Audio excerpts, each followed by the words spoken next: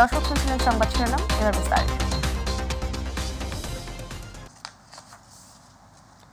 কোটা সংস্কার আন্দোলনকে ঘিরে সাম্প্রতিক সহিংসতায় নিহত ৩৪ জনের পরিবারকে আর্থিক সহায়তা দিয়েছেন প্রধানমন্ত্রী শেখ হাসিনা। সকালে গণভবনে সহায়তা দেন তিনি। প্রধানমন্ত্রী নিহতদের পরিবারকে আর্থিক সহায়তা হিসেবে পারিবারিক সঞ্চয়পত্র এবং নগদ অর্থ দেন। এই সময় তিনি পরিবারগুলির পাশে থাকার আশ্বাস দেন। সরকারি চাকরিতে কোটা সংস্কার আন্দোলনকে ঘিরে এ মাসের মাঝামাঝি সময় থেকে সারা দেশে বিক্ষোভ সংঘর্ষ ছড়িয়ে পড়ে। বিভিন্ন স্থানে হামলা, ভাঙচুর, অগ্নিসংযোগের ঘটনা ঘটে। পরিস্থিতি নিয়ন্ত্রণে আনতে নিয়মিত আইন শৃঙ্খলা রক্ষাকারী বাহিনীর পাশাপাশি বিজিবি নামানো হয়। এছাড়াও গত ১৯ জুলাই দিবাগত রাত ১২টা থেকে সারা দেশে কারফিউ জারি করে সরকার। পরিস্থিতি উন্নতির দিকে যাওয়ায় ধীরে ধীরে কারফিউ শিথিলের সময় বাড়ানো হচ্ছে। আমি তো বুঝি আপনাদের ভেতরে আমার তো প্রতিনিয়ত এই বাপ মা ভাই বউ এদের হারানোর ব্যথা নিয়ে আমাদের চলতে হয়। এমনকি লাশটাও তো দেখতে পারিনি, কাফন দাফনটাও তো করতে পারিনি, দেশেও ফিরতে পারিনি। ৬ বছর আসতে দেয়নি আমাকে। তবে যখন আসছি সারা বাংলাদেশ ঘুরছি, চেয়েছি এই দেশের মানুষের জন্য একটু, কারণ আমার বাবা বলতেন দুঃখী মানুষের মুখে হাসি ফোটাও। আমি সেই চেষ্টাই করে যাচ্ছিলাম, কিন্তু এই যে বারবার যে এই ধরনের ঘটনা ঘটাবে, এই সন্ত্রাসী ঘটনা ঘটাবে, এটা তো কাম্য না। আর মানুষ কি দোষ করলো যেভাবে মানুষ খুন করতে হবে? মানুষ খুন করে সরকার পতন, এটা কবে হয়, কখন হয়? সাধারণ মানুষ কি দোষ করেছে? আমি আসলে আপনাদেরকে আমি কি বলে সান্ত্বনা দেব? আমি একটু বলবো যে আমি আপনাদের মতনই একজন, বাবা মা ভাই হারানো সেই এতিম। কাজে আপনাদের কষ্ট আমি বুঝি, আমি আছি আপনাদের জন্য, আপনাদের পাশে। আর আমার চেষ্টা থাকবে যারা এই খুনের সঙ্গে জড়িত খুঁজে খুঁজে বের করে তারা অবশ্যই যেন শাস্তি পায়, সেটাই আমার প্রচেষ্টা থাকবে, সেটাই আমি করবো। আপনাদেরও সাহায্য চাই। গত 18 জুলাই রাজধানীর উত্তরায় আইনশৃঙ্খলা বাহিনীর সাথে কোটা সংস্কার আন্দোলনে পুলিশের গুলিতে নিহত আসিফ হাসানের পরিবারের খোঁজ খবর নিলেন সাতক্ষীরা জেলা আওয়ামী লীগের নেতৃবৃন্দ। এই সময় নিহত আসিফের মাতাসহ পরিবারের সদস্যরা কান্নায় ভেঙে পড়েন। শনিবার সাতক্ষীরার দেবহাটা উপজেলার নওয়াপাড়া ইউনিয়নের আশকারপুর গ্রামে আসিফ হাসানের বাড়িতে যেয়ে তার কবর জিয়ারত করেন এবং পরিবারের সদস্যদের সাথে কথা বলেন। এই সময় উপস্থিত ছিলেন সাতক্ষীরা জেলা আওয়ামী লীগের সাধারণ সম্পাদক মোহাম্মদ নজরুল ইসলাম, সংরক্ষিত নারী আসনের সংসদ সদস্য লায়লা পারভিন সেজুতি সহ জেলা আওয়ামী লীগের নেতৃবৃন্দ।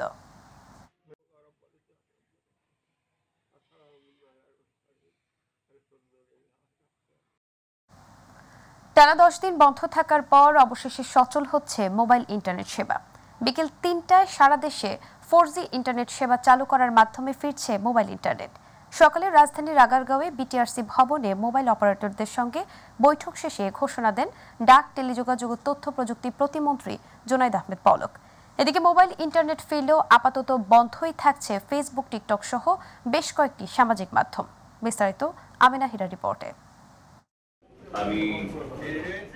কোটা আন্দোলন ঘিরে বিশৃঙ্খলা সহ নানা নৈরাজ্যে টানা 10 দিন বন্ধ মোবাইল ইন্টারনেট সেবা। পরিস্থিতি প্রায় স্বাভাবিক হওয়ায় দ্রুত গ্রাহকদের ইন্টারনেট দিতে দেশের 4 মোবাইল অপারেটর ছাড়াও বিকাশ, নগদ, রকেট ও উপায় প্রতিনিধিদের সাথে সকালে বিটিআরসি ভবনে বৈঠকে বসেন ডাক, টেলিযোগাযোগ ও তথ্য প্রযুক্তি প্রতিমন্ত্রী জুনাইদ আহমেদ পলক। বৈঠক শেষে প্রতিমন্ত্রী সাংবাদিকদের বলেন, বিকেল থেকে সারা দেশে 4G ইন্টারনেট সেবা চালু হবে এবং গ্রাহকরা ক্ষতিপূরণ হিসেবে ইন্টারনেট ডাটাও পাবেন। বিকাল ৩টার পর থেকে সারা দেশে মোবাইল নেটওয়ার্ক 4G পুনঃস্থাপন করা হবে ইনশাআল্লাহ।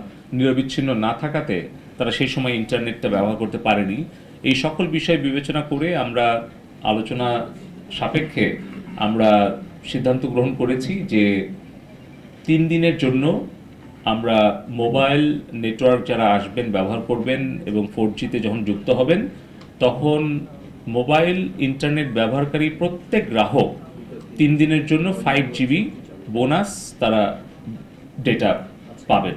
মোবাইল ইন্টারনেট চালু হলেও ফেসবুক, ইউটিউব ব্যবহারে সমস্যায় পড়বে কিনা গ্রাহকরা, এমন প্রশ্নেরও জবাব দেন তথ্য প্রযুক্তি প্রতিমন্ত্রী। স্পেসিফিকভাবে কোনো অ্যাপ্লিকেশনের নাম উল্লেখ করতে পারছি না, হাজার হাজার লক্ষ লক্ষ অ্যাপ্লিকেশন আছে। তো আমরা আইন শৃঙ্খলা রক্ষাকারী বাহিনী, গোয়েন্দা সংস্থার অনুরোধ ক্রমে যখন যেখানে যে প্রযুক্তিগত সহায়তা প্রয়োজন হবে এটা আমরা প্রদান করব।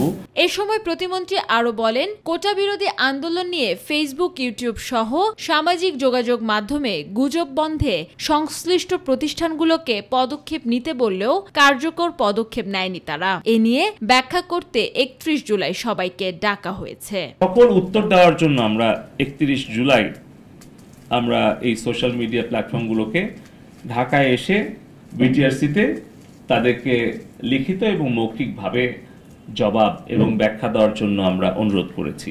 আমেনা হীরা, মাই টিভি, ঢাকা। কোটা আন্দোলনের উপর ভর করে রাজনৈতিক অশুভ শক্তি দেশে তাণ্ডব চালিয়েছে জানিয়ে আওয়ামী লীগের সাধারণ সম্পাদক ওবায়দুল কাদের বলেছেন, ৭১-এর সেই বর্বরতা আবারও দেখাচ্ছে বিএনপি জামাত। ঢাকা জেলা আওয়ামী লীগের উদ্যোগে আয়োজিত অসহায় ও সুস্থদেরও মাঝে খাদ্য সামগ্রী বিতরণ অনুষ্ঠানে এসব কথা বলেন তিনি। কারোর প্ররোচনায় বিদেশিদের বিবৃতি না দিয়ে বাংলাদেশে এসে ধ্বংসলীলা দেখার আহ্বান জানান ওবায়দুল কাদের।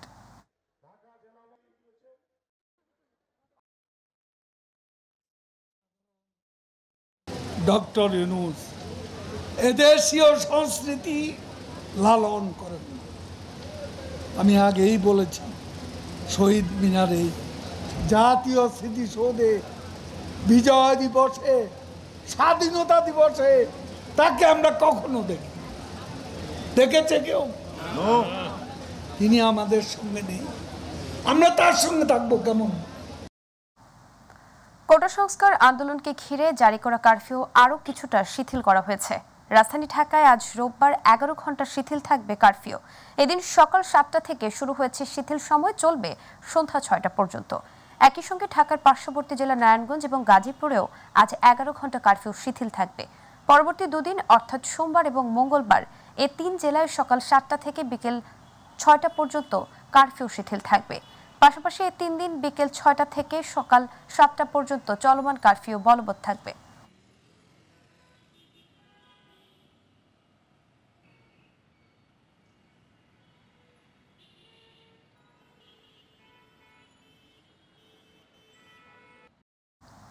টানা আন্দোলন কর্মসূচি এবং কারফিউতে স্থবির শিল্পাঞ্চল গাজীপুরের জনজীবন এখন প্রায় অনেকটাই স্বাভাবিক হয়ে এসেছে। সেখান থেকে এই বিষয়ে আমাদের জানাতে যুক্ত হচ্ছেন প্রতিনিধি চঞ্চল খান। ধন্যবাদ আপনাকে। আপনি জানেন যে রাজধানী লগোয়া গাজীপুরেও কিন্তু সকাল 7টা থেকে বিকাল 6টা পর্যন্ত কিন্তু কারফিউ শিথিল করা হয়েছে, অর্থাৎ 11 ঘন্টা কারফিউ কিন্তু শিথিল করা হয়েছে। আমি যদি গাজীপুর থেকে এবং আশপাশের অঞ্চলের সার্বিক অবস্থা জানানোর চেষ্টা করি, তাহলে এখন পর্যন্ত গাজীপুরে কোথাও কোনো ধরনের নাশকতার তথ্য বা অপ্রীতিকর তথ্যের সন্ধান পাওয়া যায়নি। গাজীপুর অর্থাৎ গাজীপুর চৌরাস্তা, আশেপাশে বোটবাজার, সাইনবোর্ড, এই এলাকাগুলোতে কিন্তু আইনশৃঙ্খলা বাহিনীর নজরদারি আমরা দেখতে পেয়েছি এবং পাশাপাশি সার্বিক যে পরিস্থিতি, গাজীপুর অনেকটাই শান্ত অবস্থায় রয়েছে। আমি যদি আপনাকে একটি বিষয়ে জানানোর চেষ্টা করি, তাহলে যেহেতু গাজীপুর শিল্পোদ্ধূষিত এলাকা, এখানে হাজার হাজার মানুষ কিন্তু পোশাক শিল্প কলকারখানায় কিন্তু তারা কাজ করে, তারা কিন্তু নির্বিঘ্নে তাদের যে নিয়মিত কাজ শিল্প কারখানায় গিয়ে সেটি কিন্তু তারা করতে পারছে। এবং আমরা কথা বলেছিলাম আইনশৃঙ্খলা বাহিনীর সাথে, তারা যেমনটি জানিয়েছেন যে এখন পর্যন্ত গাজীপুর এই কারফিউ পরিস্থিতিতে স্বাভাবিক শান্ত রয়েছে এবং জেলা প্রশাসনের পক্ষ থেকে যেটি জানানো হয়েছে যে 11 ঘন্টার যে কারফিউ শিথিল রয়েছে এবং পরবর্তী ঘোষণা না আসা পর্যন্ত কিন্তু এটা চলমান থাকবে। আপনাকে আরেকটি বিষয় আমি জানিয়ে রাখি, আমরা কথা বলেছিলাম পোশাক শ্রমিক যারা রয়েছে তাদের সাথে, তারা যেমনটি বলেছেন যে 2 ঘন্টা কারফিউ আরও শিথিল হওয়ার কারণে কিন্তু তাদের যাতায়াত এবং আসার যে সময়টা সেটি কিন্তু অনেকটাই স্বস্তিদায়ক হয়েছে। সব কিছু মিলিয়ে গাজীপুর এখন পর্যন্ত যে কারফিউ পরিস্থিতি তা অনেকটাই কিন্তু শান্ত এবং স্বাভাবিক রয়েছে। এই ছিল গাজীপুর থেকে আমার কাছে সর্বশেষ তথ্য। চঞ্চল, আপনাকে ধন্যবাদ। দর্শক, এবার চলে যাচ্ছি মাদারীপুরে। সেখানে রয়েছেন আমাদের সহকর্মী মাসুদুর রহমান। তার কাছ থেকে জানবো মহাসড়কে যান চলাচলের সার্বিক পরিস্থিতি। ধন্যবাদ। মাদারীপুরে চলছে অনির্দিষ্টকালের জন্য কারফিউ, তবে পরিস্থিতি অনেকটা স্বাভাবিক হওয়ার কারণে জেলা প্রশাসক সকাল 7টা থেকে সন্ধ্যা 7টা পর্যন্ত কারফিউ শিথিল করেছেন। এর মধ্যে বিভিন্ন যানবাহন কিন্তু আগের মতো চলছে, বিশেষ করে দূরপাল্লার যে যানবাহনগুলো তাদের বিভিন্ন রুটে তারা চলাচল করছে। পাশাপাশি আন্তঃজেলা বাস এবং লোকাল বাস কিন্তু সেই আগের মতো স্বাভাবিকভাবে চলছে। পাশাপাশি আমরা দেখতে পেয়েছি বিভিন্ন রাস্তায় ছোট ছোট বড় যানবাহন কিন্তু অনেকটাই বৃদ্ধি পেয়েছে। মানুষের ভিতরে কর্মচঞ্চলতা আগের মতো ফিরে এসেছে। তারা অফিস আদালতে তারা নিয়মিত তারা যাচ্ছেন এবং অনেকটাই সংখ্যামুক্তভাবে তারা চলাফেরা করছেন।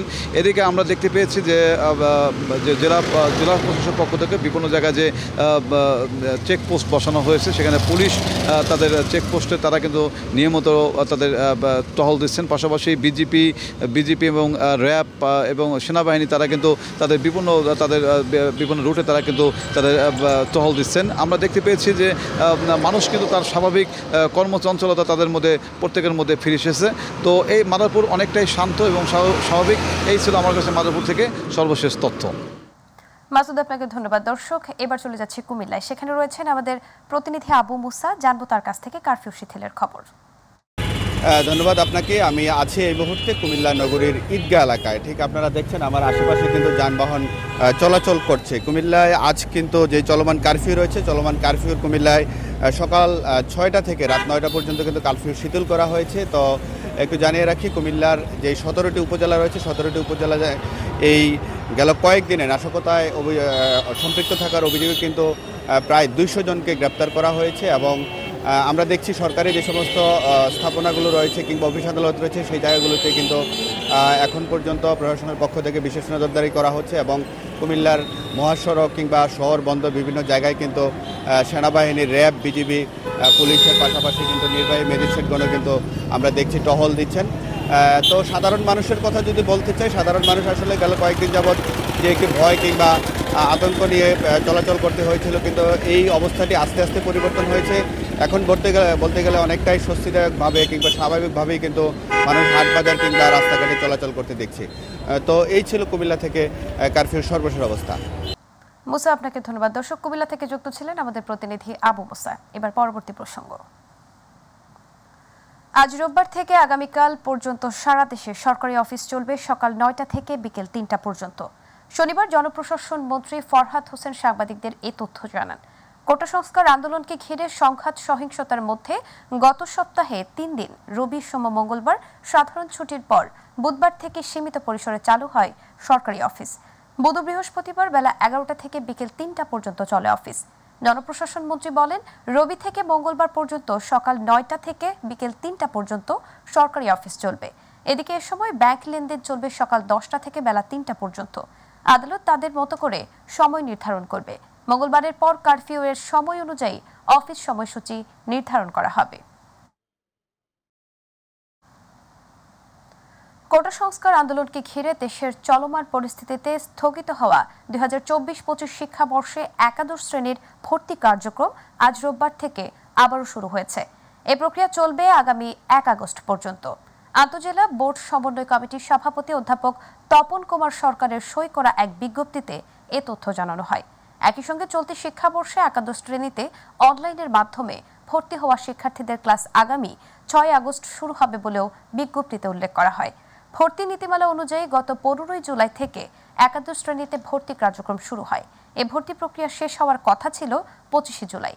তবে 18 জুলাই থেকে শিক্ষা প্রতিষ্ঠান বন্ধ ঘোষণা করায় একাদশ শ্রেণীর ভর্তি কার্যক্রমও বন্ধ রাখা হয়।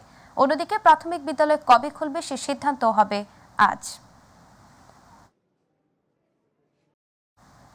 সিরাজগঞ্জে বন্যা বৃষ্টির পর টানা কারফিউতে প্রায় অচল জেলার ঐতিহ্যবাহী কাপড়ের হাটগুলো।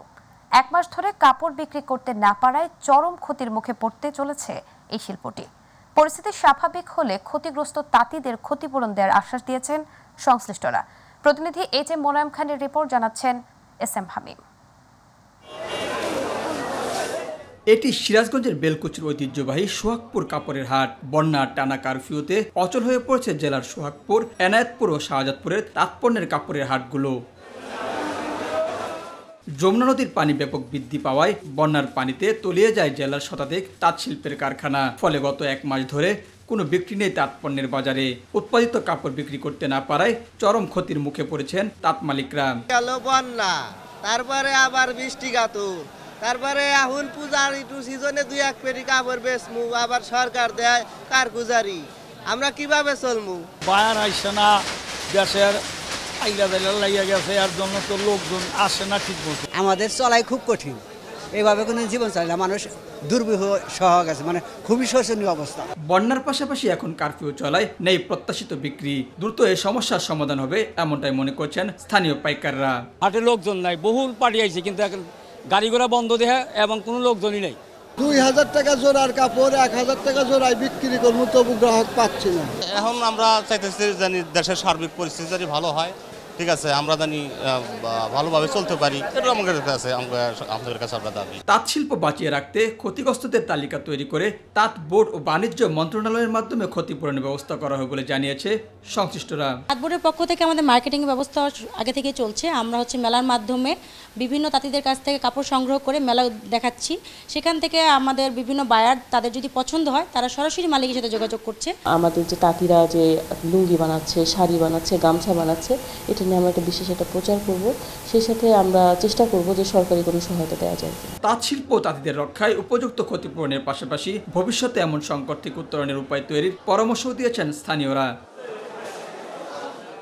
SM হামিম, মাই টিভি। ব্রাহ্মণবাড়িয়ার নবীনগরে একই পরিবারের 4 জনের ঝুলন্ত মরদেহ উদ্ধার করেছে পুলিশ। সকালে নবীনগর পৌর এলাকার বিজয়পাড়ার নিজ বাড়ি থেকে তাদের মরদেহ উদ্ধার করা হয়। নিহতরা হলেন সোহাগ মিয়া, তার স্ত্রী জান্নাত আক্তার, 4 বছরের কন্যা ফারিয়া আক্তার এবং 2 বছরের কন্যা ফাহিমা আক্তার। নবীনগর সার্কেলের অতিরিক্ত পুলিশ সুপার সিরাজুল ইসলাম জানান, স্থানীয়দের মাধ্যমে খবর পেয়ে পুলিশ মরদেহগুলো উদ্ধার করেছে। তাৎক্ষণিকভাবে তাদের মৃত্যুর কারণ জানা যায়নি। উদ্ধারকৃত 4 জনের মরদেহ ময়নাতদন্তের জন্য ব্রাহ্মণবাড়িয়া জেনারেল হাসপাতালের মর্গে পাঠানোর প্রস্তুতি চলছে। আমার জানার মতো আমি দেখছি না ভাই, হ্যাঁ এতে বালা কোনো ফুলাফারি নাই এলাকা। আমরা 4টা লাশ পেয়েছি, লাশগুলো ইতিমধ্যে উদ্ধার করা হয়েছে। এটাকে আত্মহত্যা বা হত্যাকাণ্ড কোনো কিছুই বলা যাচ্ছে না। আমরা আমাদের তদন্ত অব্যাহত রেখেছি। এবারে আমাদের কৃষি।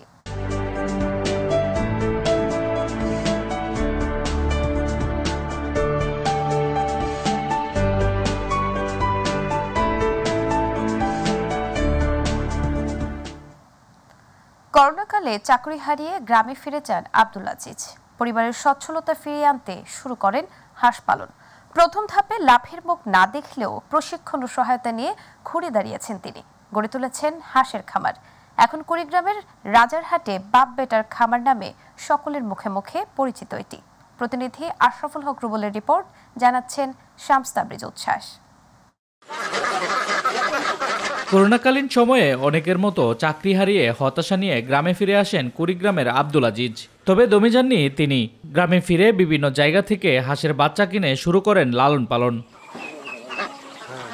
প্রথম দিকে লাভের মুখ না দেখায় অভাব পিছু ছাড়ছিল না আজিজের পরিবারের। তখন হাঁস পালনের প্রশিক্ষণ নেন তিনি। প্রশিক্ষণ শেষে 50টি পেকিং রাজাহাঁসের বাচ্চা নিয়ে শুরু করেন নতুন যাত্রা। তারপরে আসতে থাকে সফলতা।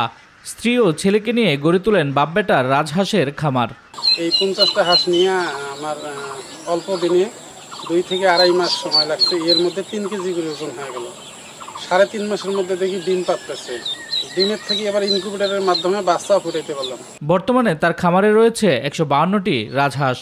কুড়িগ্রামের রাজারহাটে বাপ বেটার খামার এখন সকলের মুখে মুখে। প্রাকৃতিকভাবে বাচ্চাও ফোটানো হচ্ছে এখানে। রাজহাঁসের খাবার, ওষুধ পানি যত কিছু আমি মনে করেন যে দেখাশোনা করি। এই নিয়ে আমরা রাজহাঁসের খামার তৈরি করছি। প্রতিদিন দূর দূরান্ত থেকে লোকজন আসে খামারে কিভাবে হাঁস পালন করা হচ্ছে তা দেখতে। অনেকে আবার কিনে নিয়ে যাচ্ছেন হাঁস ও হাঁসের ডিম। এদের কাছে আবার যারা খামারি তাদের কাছে পরামর্শ নিতেছে। হাঁসের খামার দিছে, ওখান থেকে একটা হাঁস নিছি, নিয়ে 5 কেজি ওজন নিয়ে 5 ভাগ করিয়ে তারে 1 ভাগ নিয়ে আসি, আর না করি বাড়িতেই খাচ্ছি। খাওয়া তো ভালো খাচ্ছি। পেকিং রাজহাঁস পালনে 90 দিনের মধ্যে খামারিরা 300 থেকে 400 টাকা লাভ করতে পারে বলে জানান উপজেলা নির্বাহী কর্মকর্তা। এটা মাংস উৎপাদনকারী জাত, যেহেতু 60 দিনে আমরা বিক্রি করতে পারি অথবা 90 দিনেও বিক্রি করা যায়। 60 দিনের মধ্যে ওজন হয় 2 থেকে 2.5 কেজি। 2.5 কেজিরও কিছু কিছু প্লাস হয় এবং 90 দিনের মধ্যে 3.5 থেকে 4 কেজি ওজন হয়। সঠিক পরামর্শ ও পৃষ্ঠপোষকতা পেলে অনেক খামারি হাঁস পালনে স্বাবলম্বী হবে বলে আশা সংশ্লিষ্টদের। শামস তাবরিজ উচ্ছ্বাস, মাই টিভি নিউজ ডেস্ক। দর্শকের মধ্য দিয়ে সংবাদের শেষ প্রান্তে আমরা, তবে যাবার আগে সংবাদ শিরোনামগুলো জানিয়ে দিব আরো একবার। সাম্প্রতিক সহিংসতায় নিহত 34 জনের পরিবারকে পারিবারিক সঞ্চয়পত্র, নগদ অর্থ তুলে দিয়েছেন প্রধানমন্ত্রী। পাশে থাকার আশ্বাস। টানা 10 দিন বন্ধের পর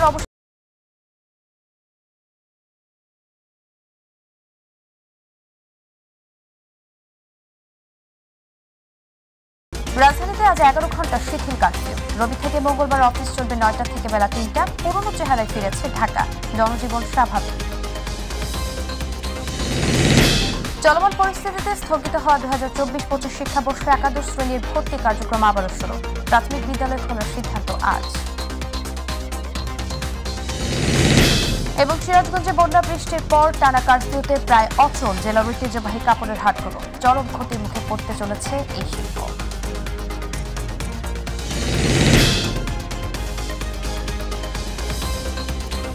দর্শক, এই ছিল আমাদের এখনকার সংবাদ। সঙ্গে থাকার জন্য ধন্যবাদ। ইউটিউবে মাই টিভির সংবাদ